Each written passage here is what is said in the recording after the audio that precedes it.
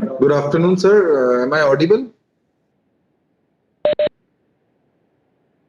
Okay. Firstly, I would like to thank Banwadilal Bhalotia College Asansol for providing us the opportunity to organize the webinar on National Intellectual Property Awareness Mission. On behalf of IPO Kolkata, I would like to thank the principal of BB College Asansol, the Honorable IQAC, all the faculty members, and dear students. And I would also like to special thank to Dr. Arnab Ganguly for smoothly coordinating this mission. So before we begin to this intellectual property mission webinar, I would like to say a few words about it. Our nation is commemorating 75th Independence Day on 22nd, on 15th August of 2022. On this occasion, government has launched various program also known as Azadi Ka Amrit Mahotsav. For this, our department is initially approaching different colleges and universities across the nation to provide awareness about intellectual property like patents, designs, trademarks to at least 1 million or 10 lakh students initially. Under this first phase of Nipam mission, we would like to convey our sincere thanks to all the organizer of BB College for providing us opportunity to arrange this webinar.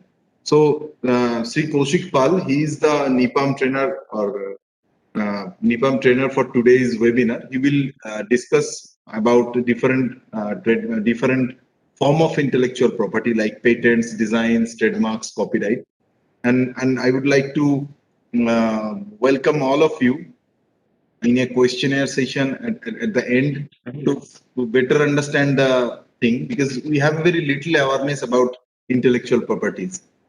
So over to you, Sri Kaushik. I think it would be better if we speak in Bengali because it will be more understandable, I think.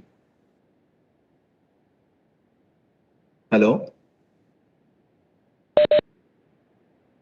Yes, sir. Okay. If you have any question or any queries in between the webinar, you can ask on the training. Thank you, Dr. Ukil, for your kind and warm welcome. Thank you. And good morning, everyone. Good afternoon, everyone, and a warm welcome to all the participants.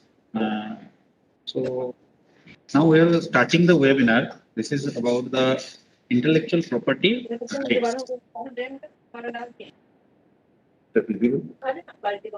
So firstly, we have to আমাদের যেটা বুঝতে হবে সেটা হচ্ছে property বিভিন্ন রকম হতে পারে.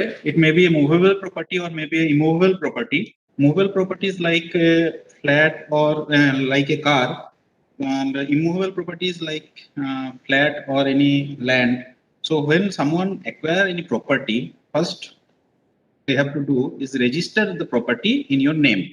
So if someone purchase one car, what he or she may do, he or she may should register it in RTO office in name.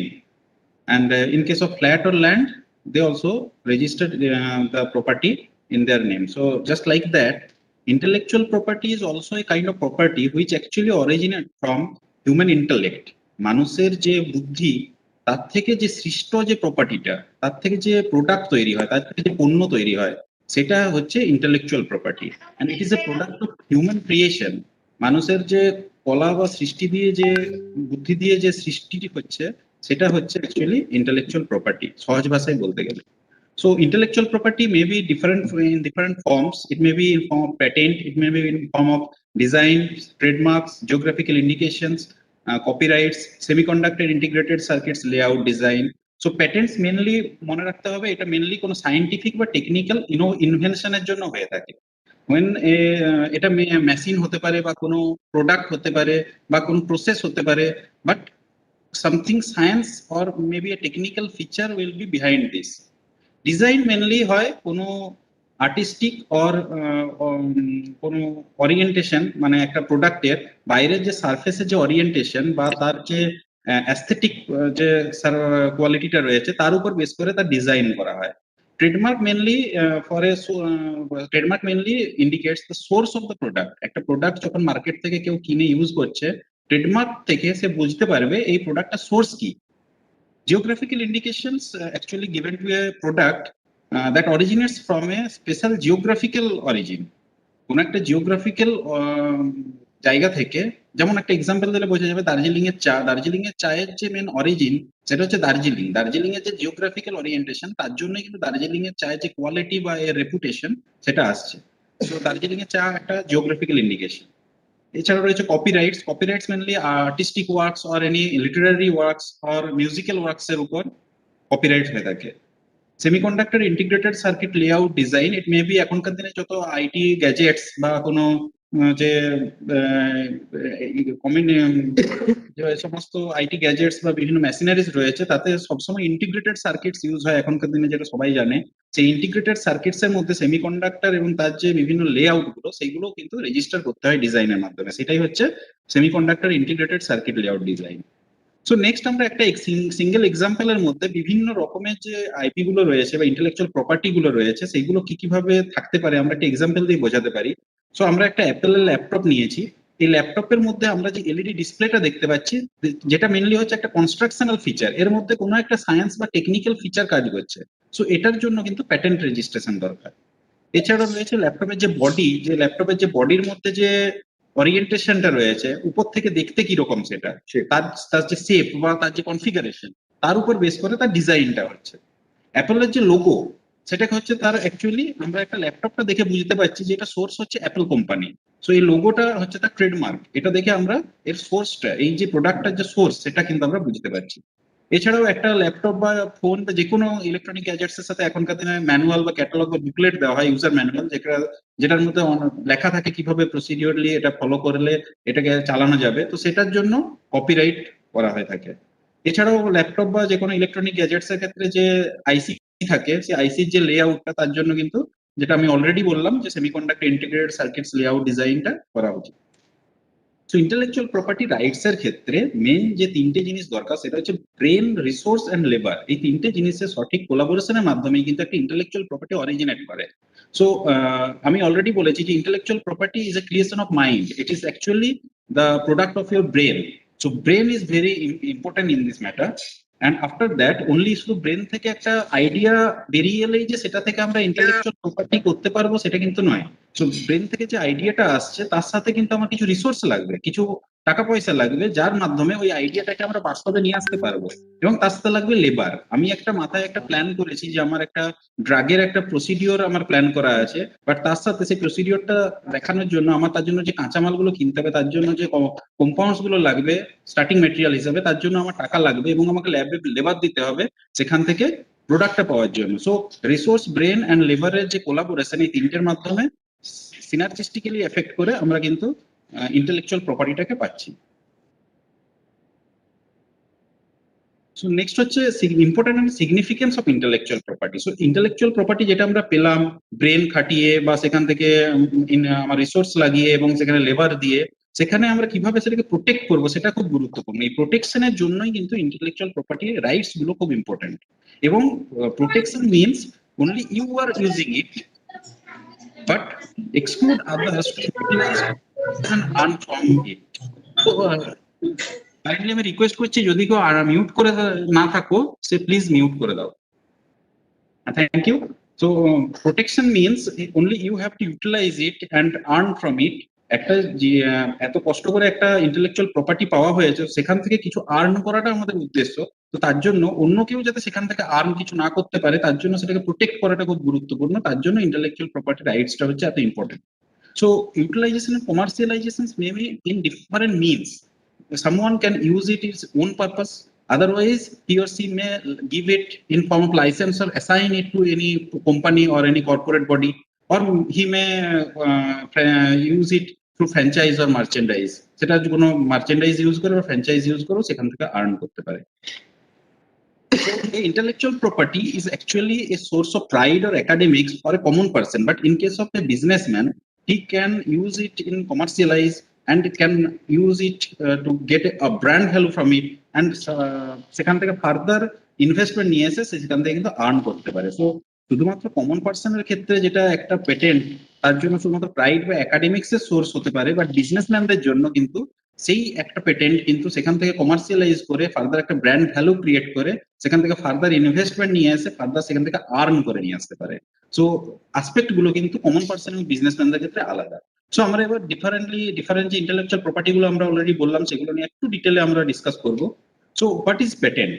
So আমি আগে ডিফিনিশনটা ভালো করে বলি, সেখান থেকে আমরা বুঝতে খুব সুবিধা হবে। So patent is a grant by sovereign or a state to a person giving exclusive right to stop others from making, using, exercising, handling and importing an invention for a limited period in exchange for disclosing it in a patent specification such that anyone have average skill in the art can reproduce it. তাহলে এখানে যে main যে term গুলো, it's a grant by sovereign or state. Sovereign or state means a country, a body.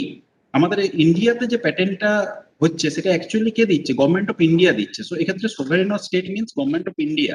So it's a grant by sovereign or body to a person giving exclusive right. It's exclusive right, এটা কোনো মাত্র একজনকে দেওয়া হচ্ছে যাতে সেই একমাত্র use করতে পারে, অন্য কেউ সেটা ইউজ করতে না পারে। To stop others from making, using, exercising, vending and importing an invention, ওই ইনভেনশনটা for a limited period. Patent কিন্তু একটা লিমিটেড পিরিয়ডের জন্য দেওয়া হয়, যেটা প্যাটেন্টের ক্ষেত্রে ভ্যালিডিটি বলা হয়। ভ্যালিডিটি হচ্ছে 20 ইয়ার্স। ওই লিমিটেড পিরিয়ডের পরে কিন্তু ইনভেন্টর বাদ দিয়ে অন্য কেউ সেটা ইউজ করতে পারে, but for that limited period it's an exclusive right to the inventor in exchange for disclosing it. কিসের একটা যে গ্র্যান্ট দিচ্ছে গভর্নমেন্ট অফ ইন্ডিয়া, সেটা কিসের রেসপেক্টে দেওয়া হচ্ছে? ইন এক্সচেঞ্জ অফ ডিসক্লোজিং, তার যে ইনভেনশনের যে ডিসক্লোজারটা, কিভাবে সেই ইনভেনশনটা আসছে, তা কিভাবে প্রসিডিওরটা ফলো করা হচ্ছে, তার এক্সাম্পল, এগুলোকে একটা স্পেসিফিকেশনের মধ্যে লিখে পেটেন্ট অফিসে জমা করলে তার রেসপেক্টে কিন্তু প্যাটেন্টটা দেওয়া হচ্ছে, যাতে সেই ডিসক্লোজারটা দেখে an average skill in the art person, মানে যে কোনো স্কিল পার্সন সেটাকে রিপ্রোডিউস করতে পারে ফার্দার। সো এটা সিগনিফিকেন্স কি? ইট is A right two exclude others from using your invention, অন্য কাউকে এই ইনভেনশনটাতে ইউজ করা থেকে আটকানো। and the owner has the qualified right to use the invention. Only the owner of this invention, that may be an inventor, or if the inventor assign or give assignment to any company, so he or she or the company will have the right, qualified right to use the invention. So what is an invention? So invention এর definitionটা জানা খুব গুরুত্বপূর্ণ। So what is an invention? Invention means a new product or process involving inventive step and capable of industrial application. So it's the criteria of a patent. Patenটের যে main criteria সেটা হচ্ছে তিনটে। Number one, novelty, inventive step and industrial applicability. So এটা mainly একটা product বা প্রসেসের ক্ষেত্রে দেওয়া হয়। Novelty means it's a new concept.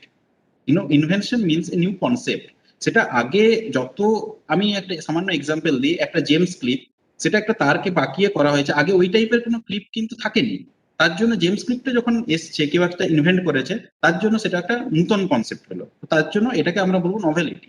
But what is inventive step? Inventive step means এটা হচ্ছে, এটার মধ্যে আগে যে সমস্ত আর্ট ছিল, আগে যে সমস্ত নলেজ ছিল, তার থেকে এটার কিছু টেকনিক্যাল অ্যাডভান্সমেন্ট রয়েছে বা কোনো ইকোনমিক সিগনিফিকেন্স রয়েছে। এই দুটো টার্ম খুব গুরুত্বপূর্ণ। একটা হচ্ছে technical advancement from previous existing knowledge, আগে যে সমস্ত ওই ফিল্ডে যে টেকনিক্যাল নলেজ ছিল তার থেকে এটা কিছু অ্যাডভান্সমেন্ট রয়েছে, কিছু এগিয়ে রয়েছে এটা, এবং তার মধ্যে কিছু ইকোনমিক অ্যাডভান্সমেন্ট রয়েছে। আমি যদি একটা এক্সাম্পল দিই, একটা ড্রাগ তৈরি করে একটা প্রসিডিওর হয়তো আগে যেটা ছিল 7টা স্টেপে এই ড্রাগটাকে প্রডিউস করা হতো। একজন ইনভেন্টর কি করলো, এটা 4টে স্টেপে একটা মেথড বার করলো, যার মধ্যে 4টে স্টেপে কিন্তু এই ড্রাগটা প্রডিউস করলো।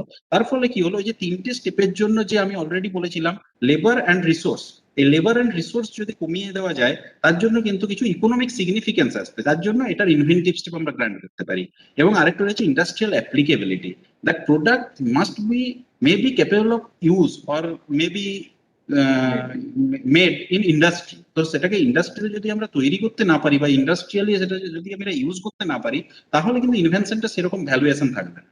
তো ইন্ডাস্ট্রিয়াল অ্যাপ্লিকেবিলিটিটাও খুব গুরুত্বপূর্ণ। সো মেনলি যে তিনটে ক্রাইটেরিয়া পেটেন্টের, novelty, it should be new, inventive step and industrial applicability. So in 1856, George Alfred Depening, a civil engineer from Calcutta, actually petitioned government for a grant of exclusive privilege for his invention of an efficient pankha pulling machine. He actually invented an pankha pulling machine, and he actually petitioned government to get some grant exclusive privilege from that invention. It is a very primitive idea of patent. যদিও বাইরের কান্ট্রিতে patent ছিল, but ইন্ডিয়াতে, British ইন্ডিয়াতে সেই সময় কোনো প্যাটেন্টের act থাকেনি, তার জন্য এটা আমরা বলতে পারি একটা primitive example of patent. So further আরো কিছু পেটেন্টের ফেমাস এক্সাম্পল যেটা অনেকেই জেনে থাকবে: থমাস আলভা এডিসনের phonograph, Alexander Graham Bell telephone, Wright brothers aeroplane, Louis Pasteur rabies vaccination, and Alexander Fleming penicillin. And there are some famous Indian examples such as nanocar. ন্যানোকারের mainly যে ইনোভেশনটা ছিল সেটা হচ্ছে $2,500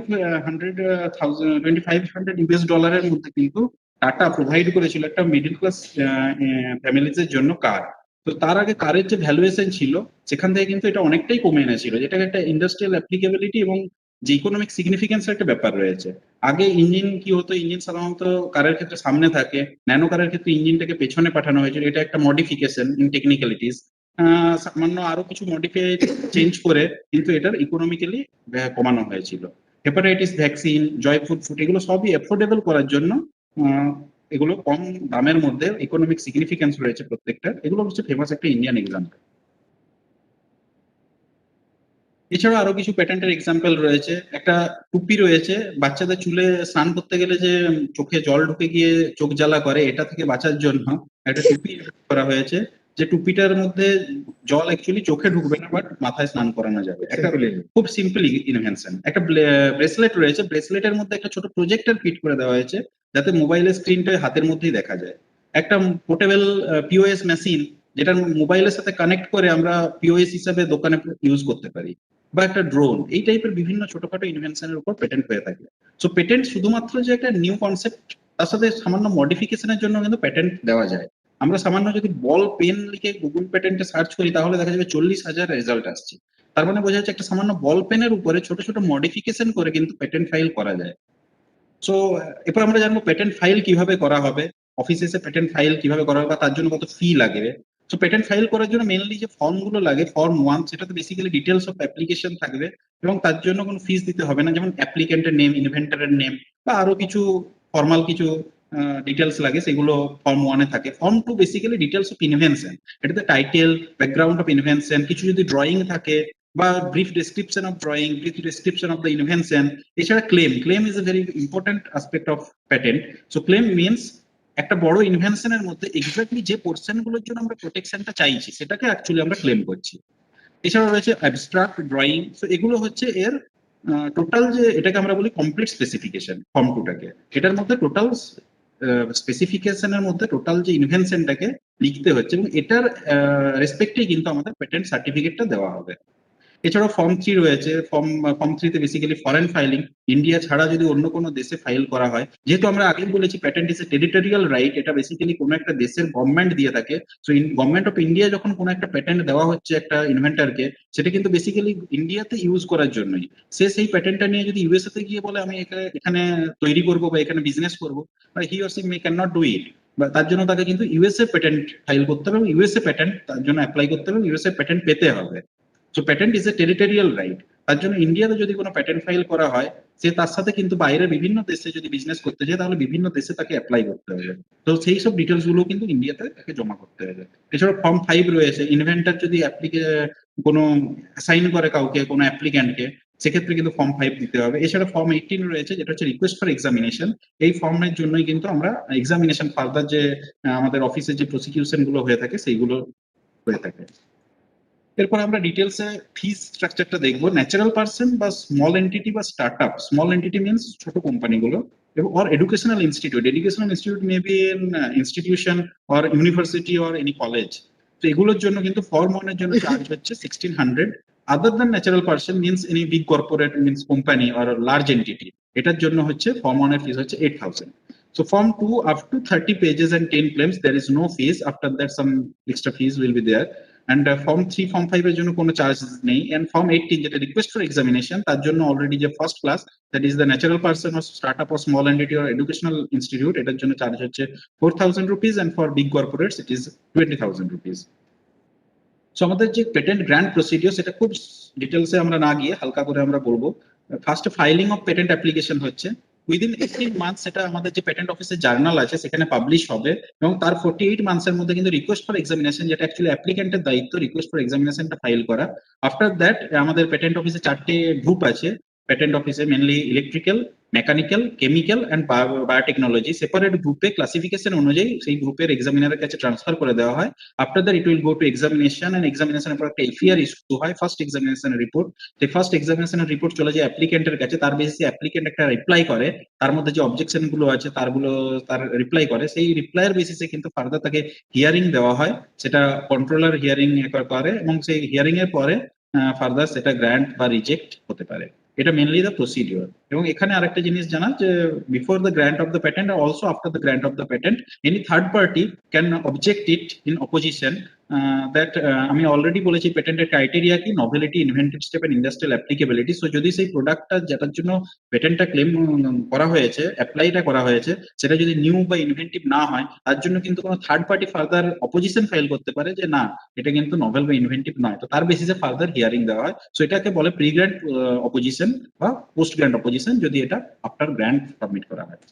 তো এটা একটা example of a patent certificate. Patent certificate basically এইরকমের দেখতে হয়, সেখানে একটা পেটেন্ট নাম্বার দেওয়া হয় that is given after the grant of the patent, একটা অ্যাপ্লিকেশন নাম্বার যেটা ফাইলিং এর পরেই তাকে দেওয়া হয়। এছাড়াও রয়েছে ডেট অফ ফাইলিং, যেটা থেকে অ্যাকচুয়ালি প্রোটেকশনটা কাউন্ট করা হয়। আমরা যে ভ্যালিডিটির ব্যাপারটা বলেছিলাম 20 years, that is from the date of filing. তারপরে প্যাটেন্টির নাম থাকবে এবং তার টাইটেলটা থাকবে প্যাটেন্টের যে টাইটেল, এবং নিচে certification by the controller general of India, controller general for patents and patents of India. So next আমরা যেটা ডিসকাস করবো সেটা হচ্ছে design. So design is mainly কোনো আর্টিকেলের যে অ্যাস্থেটিক পার্ট, তার যে ওরিয়েন্টেশন, বাইরে যে শেপ, ফিচার, প্যাটার্ন বা তার যে অর্নামেন্টাল যে আসপেক্ট, এগুলোর উপরে মেনলি দেওয়া হয়। এবং এক্ষেত্রে ওই প্রোডাক্টটা কিভাবে তৈরি হয়েছে, মেকানিক্যালি তৈরি হয়েছে নাকি কেমিক্যালি তৈরি হয়েছে না কোনো ম্যানুয়ালি তৈরি হয়েছে, এটা কিন্তু দেখা হয় না। সো এটা মেনলি চোখের দৃষ্টিভঙ্গিতে জাজ করে এটা মেনলি তার মধ্যে কি আসপেক্ট রয়েছে সেটা মেনলি দেখা হয়। সো এটা গার্মেন্টস এর ক্ষেত্রে হতে পারে, একটা গার্মেন্টস যদি একটা এক্সাম্পল নিই শাড়ি, সেই শাড়ির কি কালারের, তার মধ্যে কি ডিজাইন আছে, সেইগুলোর উপর বেস করে ডিজাইনটা দেওয়া হয়ে থাকে। একটা সিলিং ফ্যান, প্রত্যেকটা সিলিং ফ্যান দেখতে অন্যরকম হয়। তো সিলিং ফ্যানের মধ্যে কোন কালারের ছবি ইউজ করা হয়েছে, তার মধ্যে কোনো ফুলের ছবি আছে বা অন্য কোনো ফার্দার ছবি আছে, এগুলো দেখা হয়ে থাকে। সো ডিজাইনের ক্ষেত্রে টার্ম অফ ডিজাইন, যেটা ভ্যালিডিটি বলছিলাম, term of design basically 10 years and extendable to 15 years. 10 years পরে কিন্তু 5 বছরের জন্য রিনিউ করা যেতে পারে।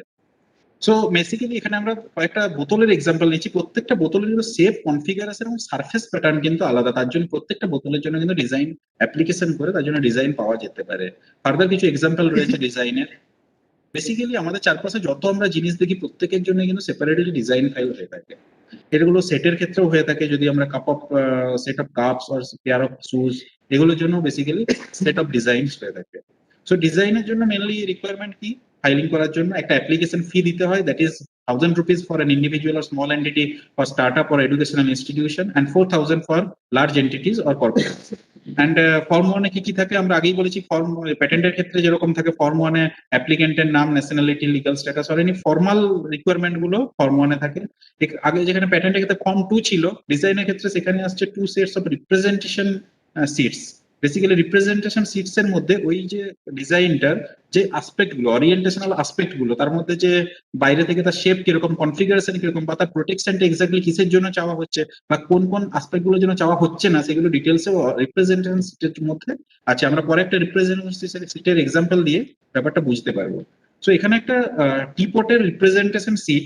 সো এখানে ক্লেম করছে কি, the novelty resides in the shape and configuration of the teapot as illustrated. এখানে যে টিপটটা রয়েছে তার একমাত্র শেপ আর কনফিগারেশনের উপরে নভেলিটিটা ক্লেম করা হয়েছে। and no claim is made by virtue of the registration in respect of any mechanical or any other action or any mechanism whatever or in the respect of any principle of construction of the article। এই টিপটটা কি ভাবে construct করা হয়েছে বা কোনো mechanism কি use করা হচ্ছে এর মধ্যে, এর উপর কিন্তু কোনো ক্লেম করা হচ্ছে না। বা further no claim is made for the use of any words, letters, numbers of trademarks. Further এই যে টিপটটা কোনো কোম্পানিকেও ফার্দার মার্কেটে ছাড়ার আগে তার মধ্যে নিজেদের ট্রেডমার্ক লাগাবে বা কোনো ওয়ার্ড বা লেটার কোনো ইউজ করতে পারে বা সেগুলোর উপরেও কিন্তু নভেলিটি ক্লেম করা হচ্ছে না। বেসিক্যালি এর যে নভেলিটিটা সেটা resides on the shape and configuration of this teapot. তো এরকমই হয়ে থাকে ডিজাইন মেনলি, যে বাইরে থেকে চোখে দেখে যে সমস্ত তার যে আর্টিস্টিক বা আমরা বলতে পারি তার যে অর্নামেন্টাল যে অ্যাসপেক্ট গুলো বা অ্যাস্থেটিক যে গুণগুলো রয়েছে সেগুলোর উপরে বেস করে ডিজাইন হয়।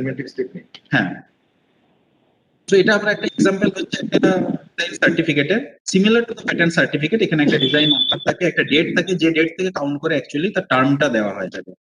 But next হচ্ছে trademark. So trademark is a mark, কোনো ওয়ার্ড, নেম আর কাইন্ডলি মিউট করে দেওয়া যাবে, থ্যাংক ইউ। সো এটা কোনো ওয়ার্ড, নেম বা সিম্বলের উপর হতে পারে। ইট অ্যাকচুয়ালি, তাহলে ট্রেডমার্কের মেন কাজ হচ্ছে actually identifies and distinguishes the source of the goods and services from one trader to other. কেউ যখন একটা কোল্ড ড্রিঙ্কস এর দোকানে গিয়ে একটা কোকা, হ্যালো, কাইন্ডলি একটু মিউট করে দেওয়া যাবে, সাউন্ড আসছে।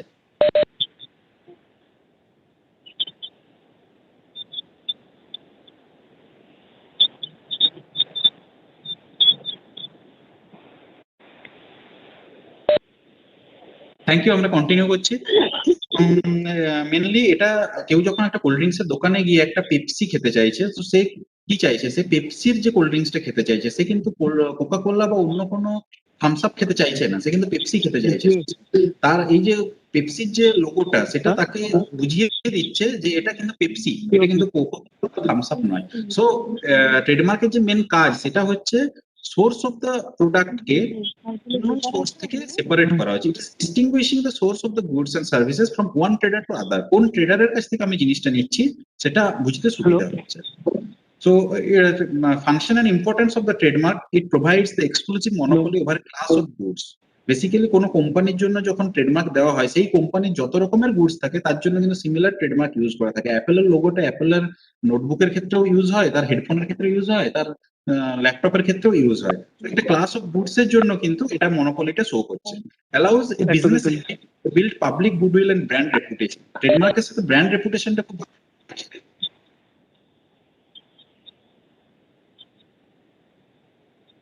কিন্তু এটা বুঝতে পারছি না।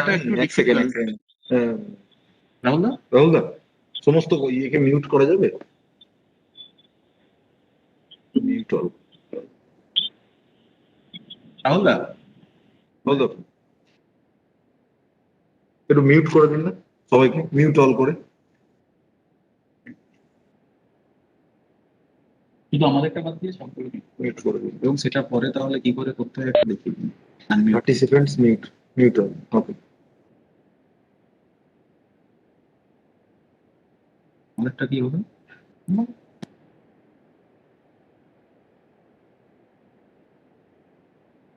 হ্যাঁ, আমাদেরকে শোনা যাচ্ছে এখন?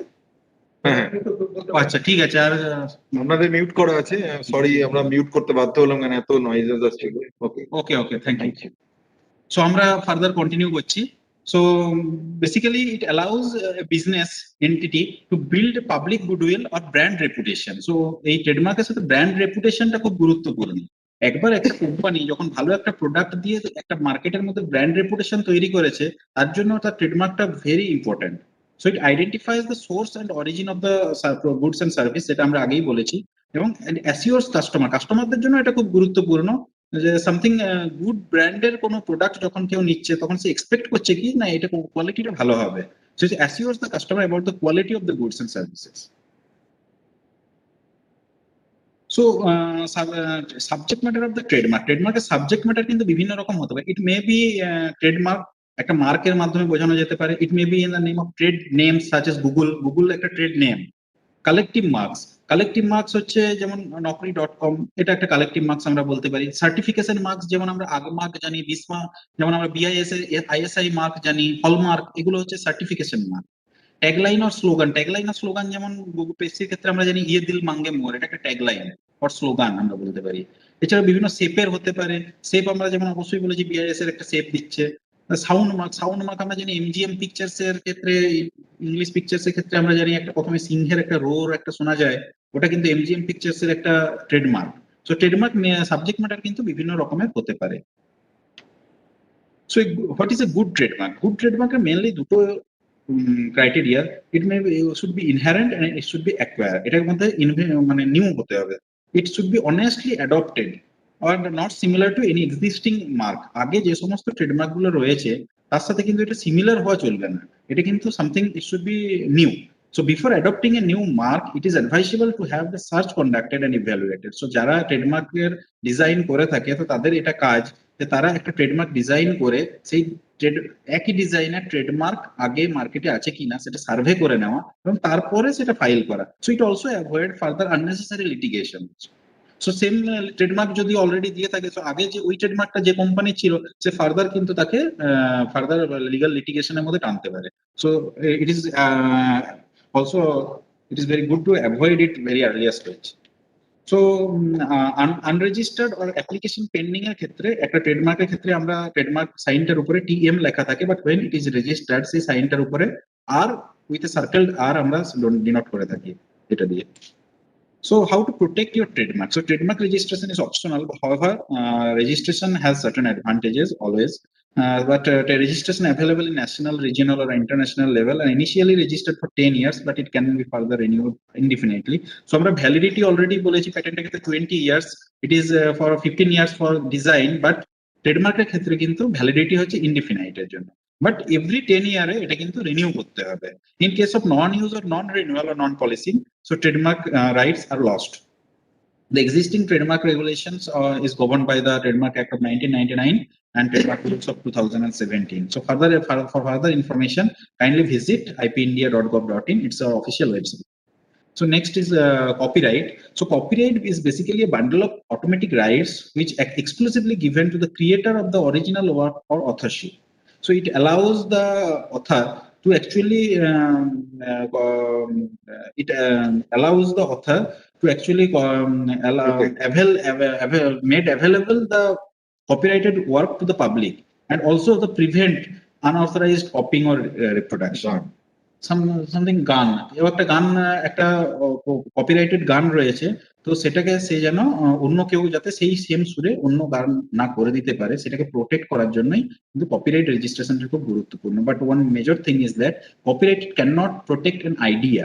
সো কারোর মাথায় একটা সুর রয়েছে বা সে গিটারের সুরটা তুলে রেখেছে, but he have not yet সেটাকে কোনো মিউজিক তার মধ্যে সেটাকে কিন্তু কোনো মেটেরিয়ালের মধ্যে সেটাকে কোনো ধরেনি, সেখানে রেকর্ড করেনি, তো সেটা কিন্তু কপিরাইট হবে না. বা একটা রাইটার কোনো একটা নভেলের প্লট তার মাথায় আছে, বাট সে সেটাকে কিন্তু কোনো ম্যানুস্ক্রিপ্টের মধ্যে নিয়ে এসে সেটাকে পাবলিশ করেনি, সেক্ষেত্রে সেটার জন্য কপিরাইট দেওয়া হবে না. So copyright always should be fixed in a materialistic form. So copyrighted criteria mainly তিনটে: creativity, originality and fixation. It's a creative work, so creativity is the major and most foremost criteria for copyright. And originality, it should be original, it should not be copied from any other work or should not be inspired from any other work. Inspire হলেও তার মধ্যে যেন creativity থাকে। And fixation, always fixation আমি already বলেছিলাম যে the idea must be material, must be Incorporated in a materialistic form. যদি সেটা কোনো গল্প বা কবিতা হয়ে থাকে সেটাকে ছাপাতে হবে বই আকারে, বা যদি কোনো মিউজিক হয়ে থাকে সেটাকে রেকর্ড করতে হবে কোনো ক্যাসেট বা সিডি এর মধ্যে। So এটাই হচ্ছে কপিরাইটের criteria. So subject matter of the copyright may be in literary works, it may be prose or poem or novel. Artistic works may be some painting or any sculpture, কোনো ভাস্কর্য বা কোনো ছবি. Dramatic works may be any drama performed in stage or any dance performance performed in stage. Musical works may be music, সবাই জানে music, সেটা হতে পারে sound recording works or cinematographic works, some such as documentary, short film, etc. সেগুলো সবই কিন্তু subject matter of the copyrights এর মধ্যে আসছে। So the rights of the author of the copyright work, mainly কপিরাইটের ওয়ার্কের জন্য অথরের কাছে কিছু রাইটস আছে। Number one is economic rights and number two is moral rights. So economic rights are also the transferable rights. So the author may assign any other person for a lump sum of money or royalty depending on the proposed work. So সে তার কাজের জন্য অন্য লোকের কাছ থেকে বা কোনো কোম্পানির কাছ থেকে টাকা নিয়ে বা ফর সাম অফ মানি ও রয়্যালিটি নিয়ে সে কিন্তু সেই কাজটা তাকে দিতে পারে। So it's a transferable right. সেই ওনার সেই যে অ্যাপ্লিক্যান্ট বা সেই যে ওর কাছ থেকে রয়্যালিটি নিয়ে কাজটা নিল, সে সেটা কিভাবে ইউজ করবে সেটা তার ব্যাপার। But in case of moral rights, তার মধ্যে কিছু মোরাল রাইটস থেকে থাকে যেটা not transferable, but they always remain to the original author. ওই যে কাজটা নিল সে কিন্তু সেটাকে অলওয়েজ অথারশিপ দিতে হবে কিন্তু তার যে অথারকে, বাট সে সেটা কিন্তু অথারশিপ নিজেকে দিতে পারবে না কোনোদিন। এটা হচ্ছে নন ট্রান্সফারেবল রাইটস, সেকশন 57।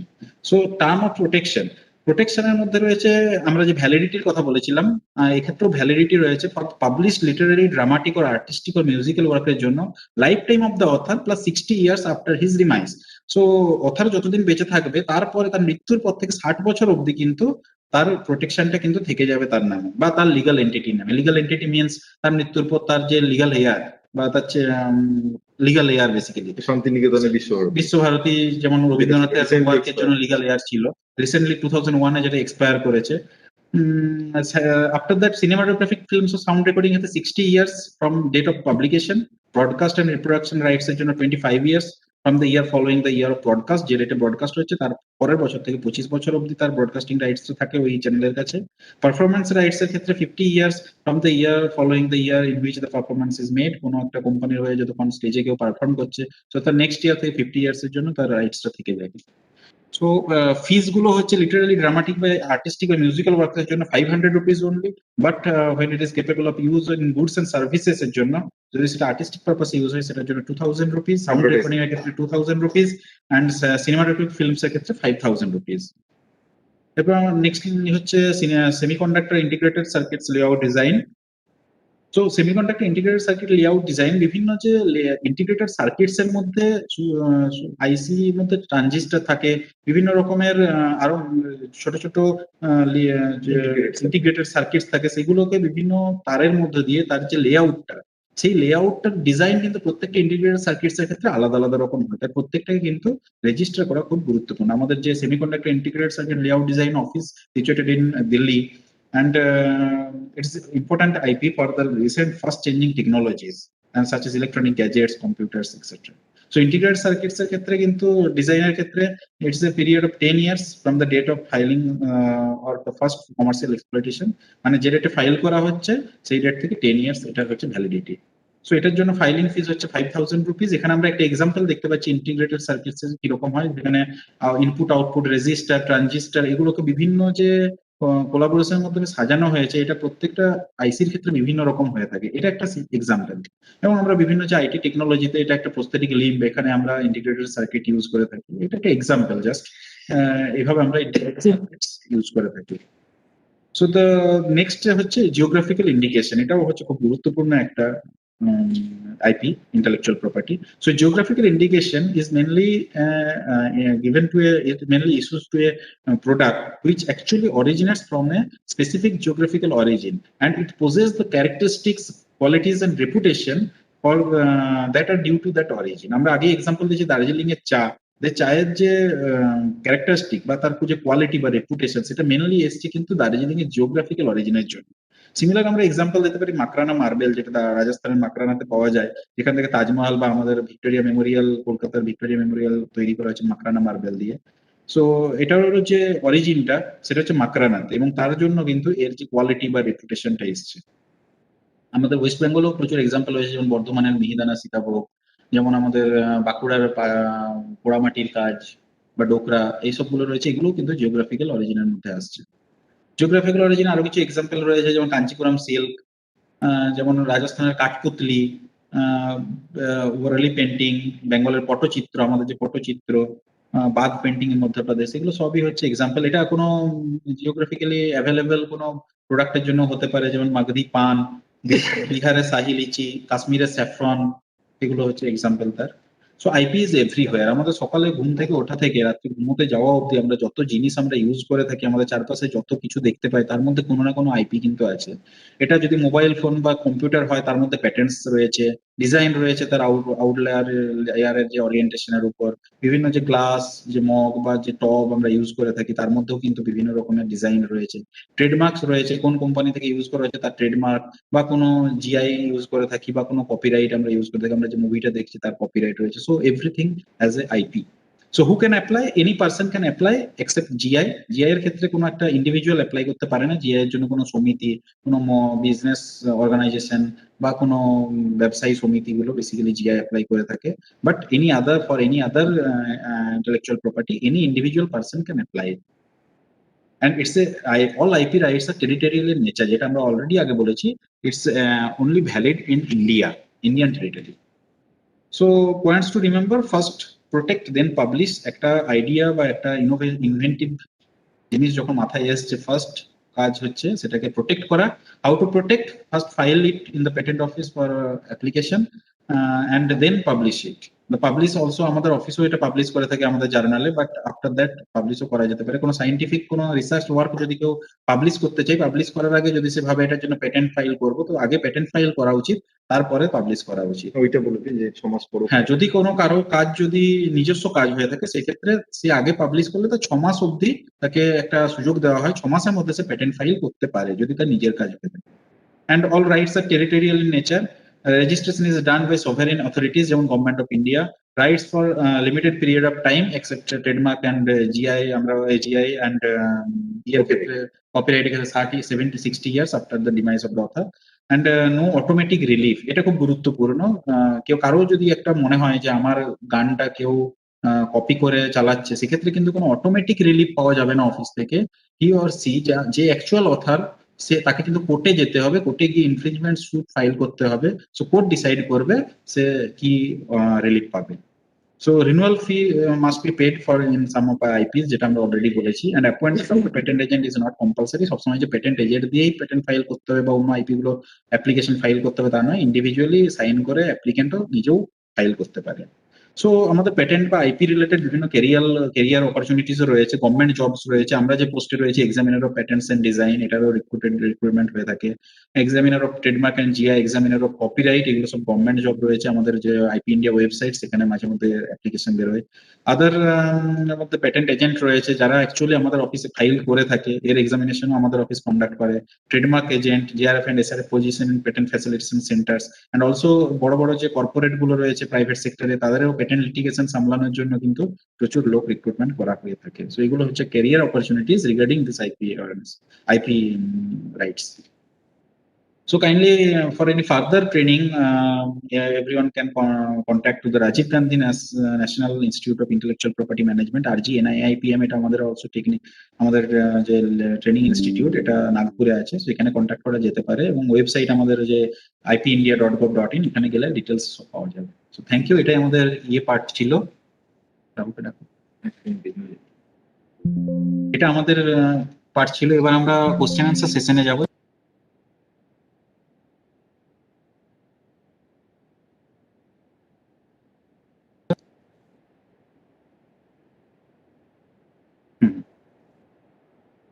আমরা আপনাদের আনমিউট করে দিয়েছি, কারোর কোনো কোয়েশ্চেন্স থাকলে he or she may feel free to ask us.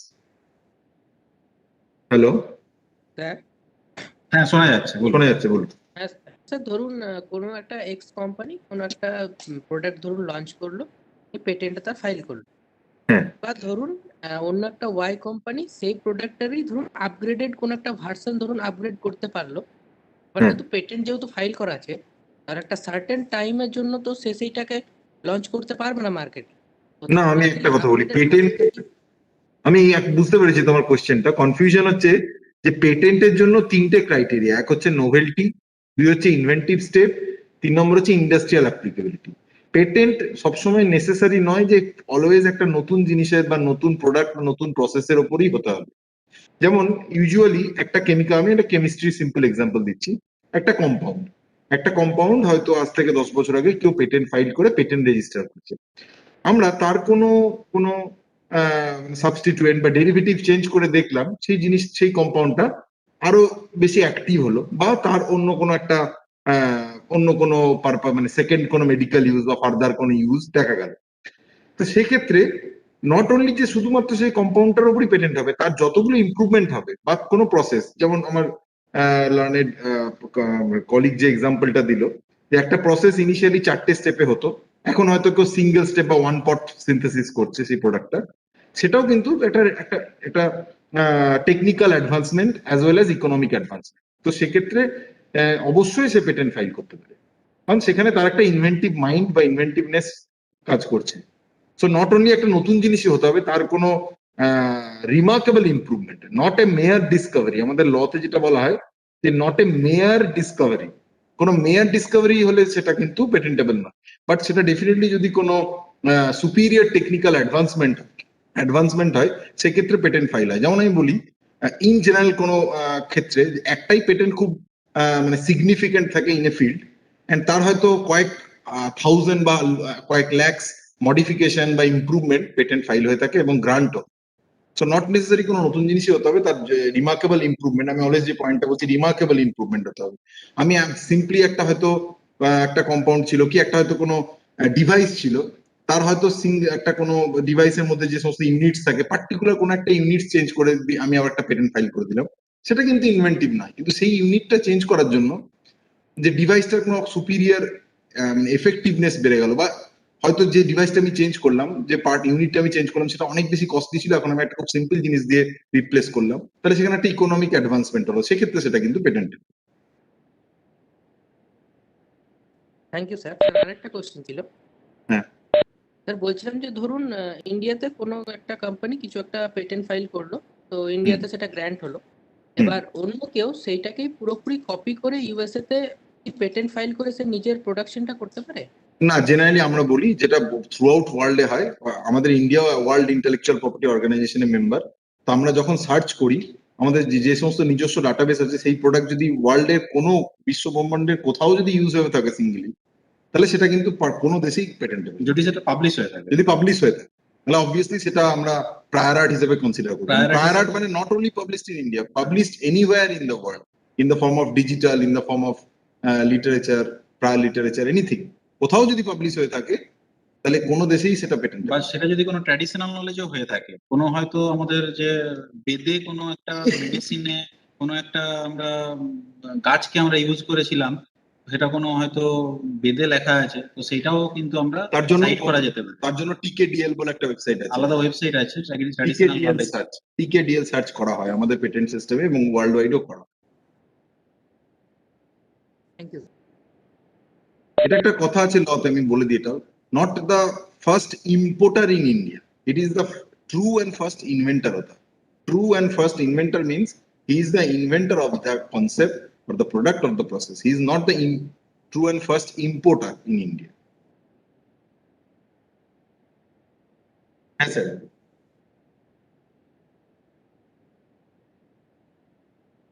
Yeah.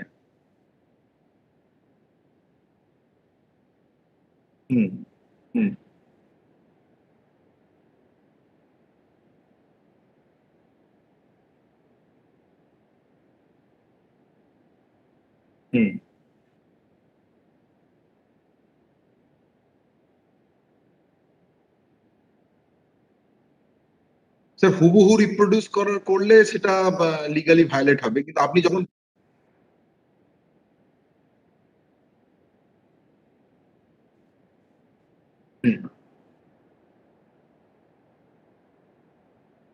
মানে সেটা কি মানে in terms of technical features তাতে কোনো মডিফিকেশন হচ্ছে?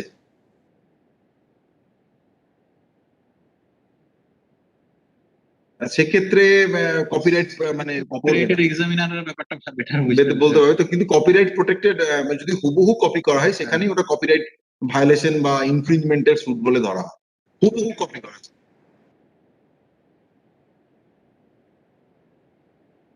এখানে কপিরাইট মানে that is a challengeable thing, that is differ.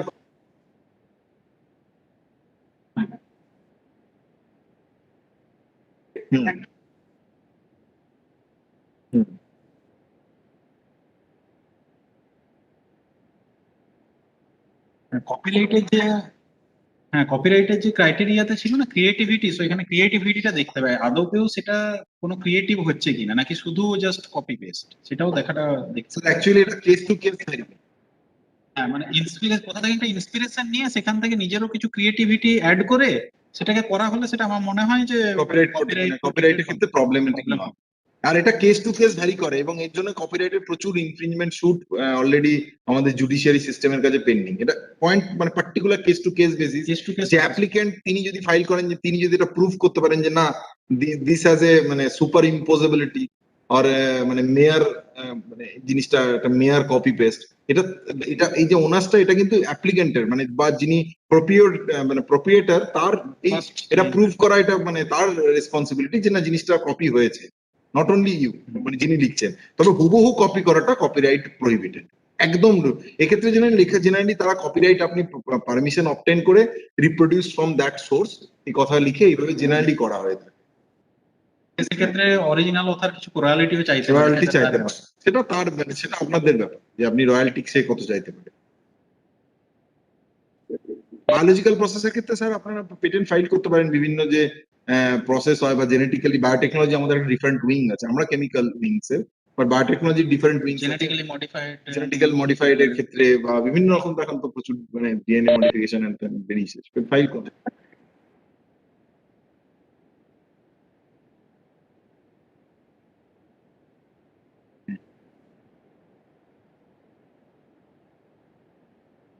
হুম,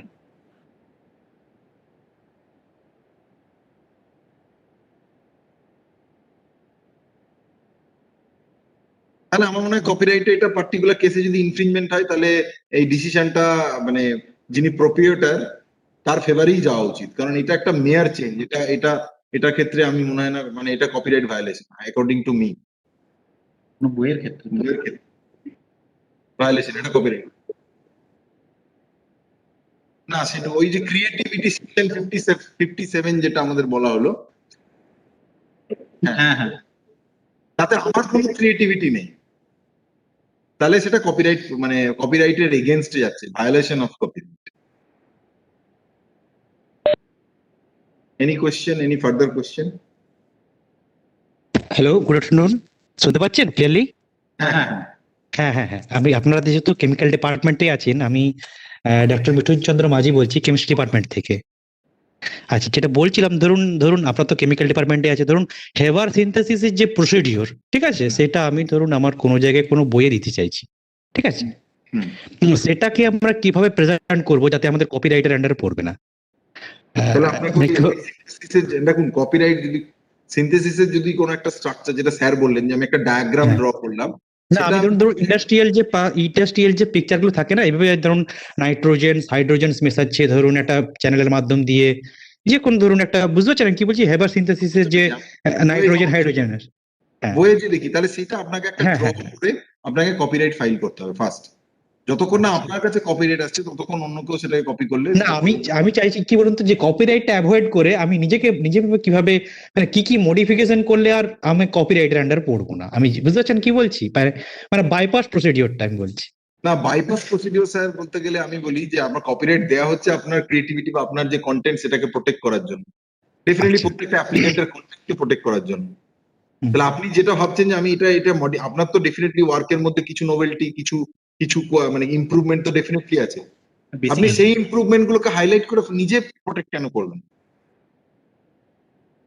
এটা না, বলছি ধরুন কোনো জায়গায় একটা হেবার সিনথেসিস বা লাগলো, সেক্ষেত্রে ওনারটা যদি দিতে হয় স্যার মানে হেবার ইয়েতে, সেক্ষেত্রে কিছু করা যাবে না, আমাকে কপিরাইট নিতেই পারমিশন নিতেই হবে।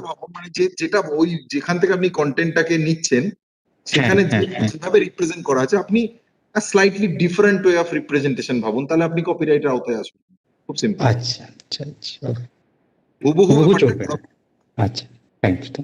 যদি আপনার প্রোডাক্টটা মনে হয়, আপনার প্রসেসটা মনে হয় যে না প্রসেসটা আমার নতুন, আমি যে হেভার সিনথেসিস করছি সেই সিনথেসিসের যে steps that is improvement over the prior art process, তাহলে আপনি সেখানে পেটেন্ট ফাইল রাইটিং এর ক্ষেত্রে পার্ট গুলোর ক্ষেত্রে তো প্লাগিয়ারিজম চেক এমনি করা যায়।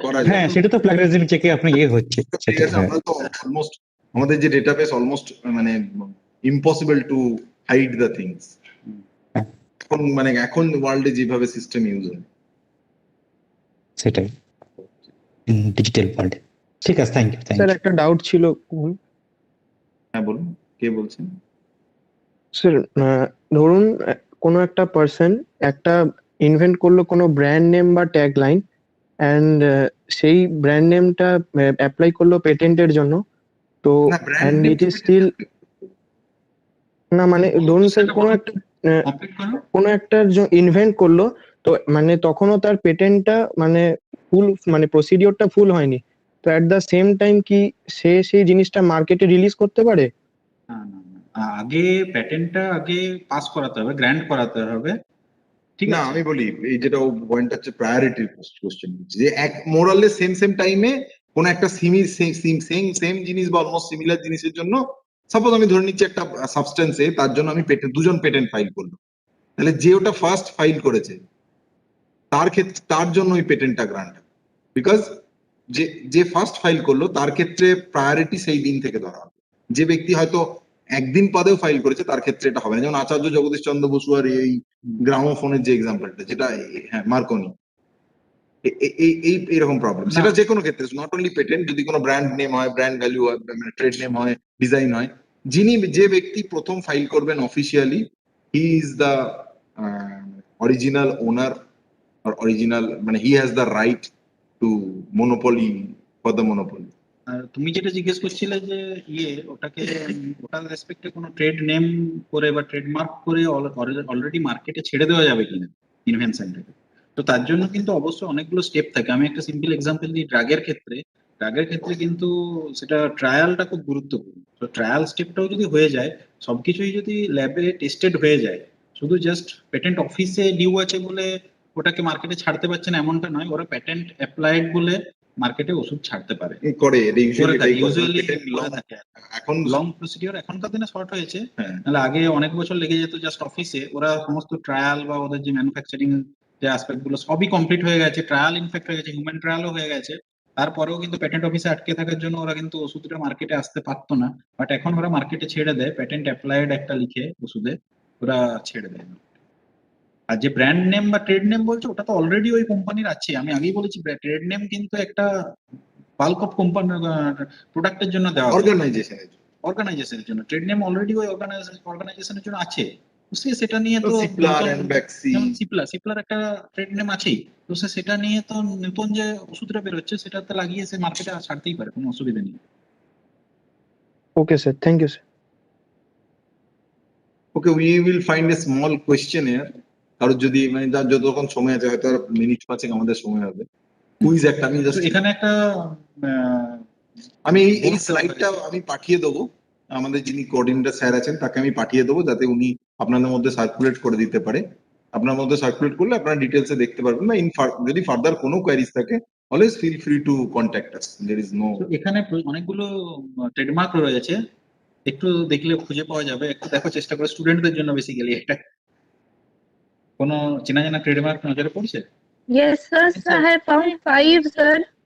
The Yes, sir. Bata, sir, Pepsi, Cadbury, Horlicks, Babool, Sir, Amul, Dettol. Amul, Dettol, Bata, Pepsi. যেটা দেখতে পাচ্ছ, Pepsi, Amul, Dettol, tata, Sir, Bata, Cadbury.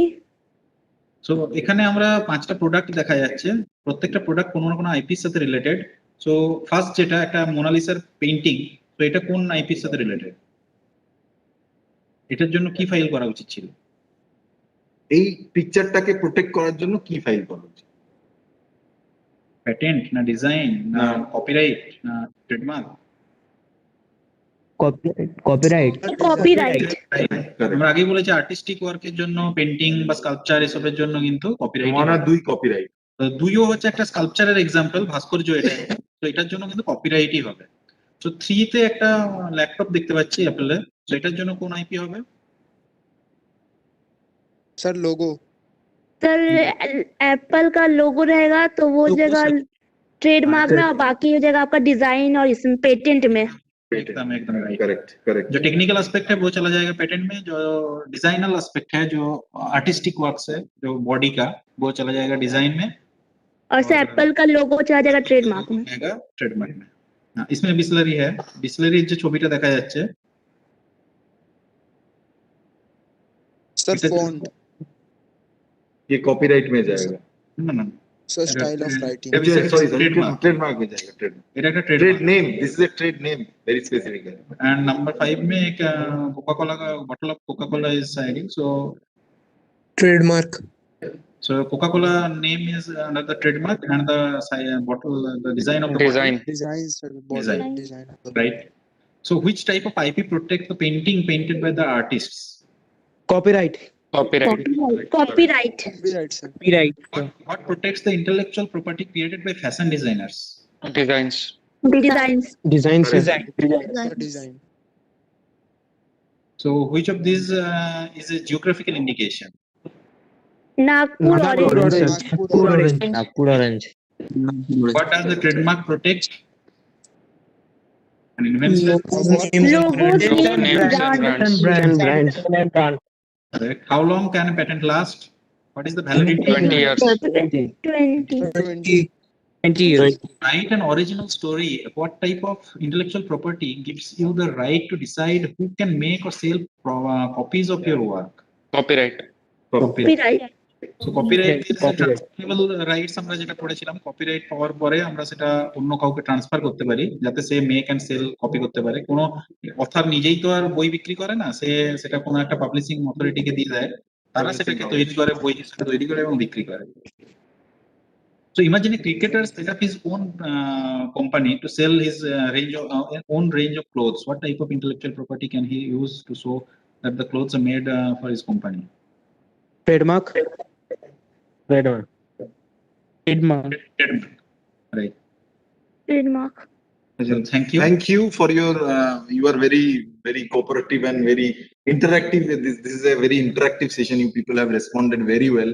I would like to thank all of you, and I would like to thank the authorities of the college, the principal sir, and IQAC, Dr. Arnab Ganguly, the coordinator, and all the faculty members and my dear students for providing us the opportunity to present you this webinar on intellectual property right. Hope you people will come forward in near future in your professional life to our office to protect your invention, and I wish you all the best for that. And finally, thank you once Thank again. you. Thank you, sir. Thank you.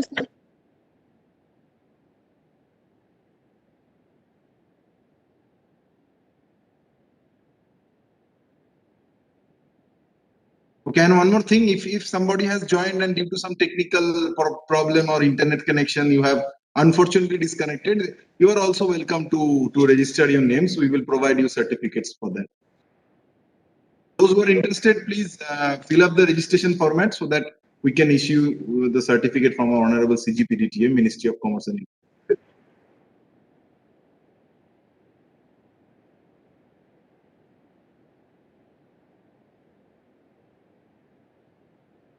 Thank you.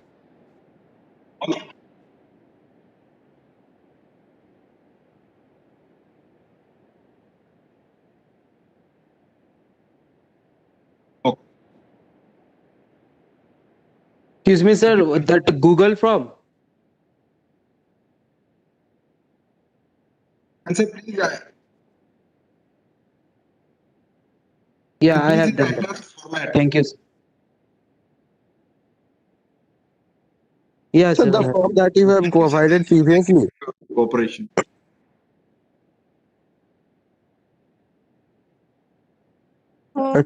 Okay, sir. Now we are closing our meeting. Okay, sir.